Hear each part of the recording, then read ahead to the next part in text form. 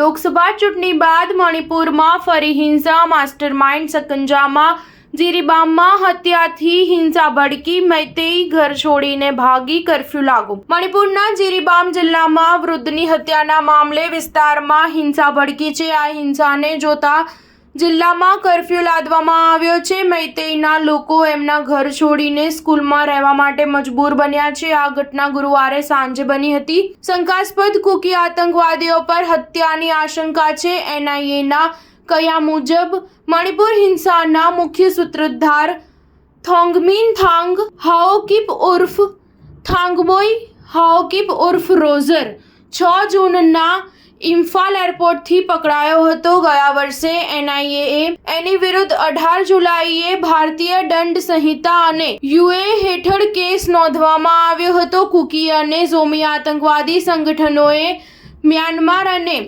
ઉત્તર પૂર્વ ભારતમાં કાર્યરત અન્ય આતંકવાદી સંગઠનો સાથે મળીને પ્રદેશમાં વર્તમાન અશાંતિનો લાભ લેવા અને ભારત સરકાર સામે યુદ્ધ છેડવાના ઈરાદાથી આ કાવતરું ઘડ્યું હતું। રાજ્યમાં અનેક સ્થળોએ સુરક્ષા દળો પર થયેલા હુમલામાં હાઓકિપે વિશેષ ભૂમિકા ભજવી છે। તે મ્યાનમારના આતંકવાદી સંગઠન કુકી નેશનલ ફ્રન્ટ બી સાથે સંપર્કમાં રહ્યો છે। બીજી તરફ મણિપુરમાં 13 મહિનાથી ચાલી રહેલી હિંસાના કથિત માસ્ટરમાઇન્ડનો એનઆઈએ ખુલાસો કર્યો છે।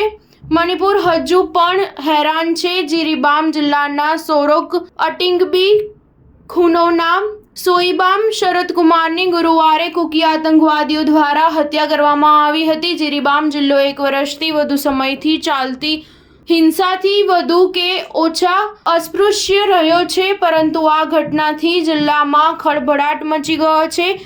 આગ ચંપી અને કોમી સંઘર્ષની આશંકા બાદ વહીવટીતંત્રએ કર્ફ્યુ લાદી દીધો છે। સ્ટાર ન્યૂઝ 7 હંમેશા સચ્ચાઈની સાથે।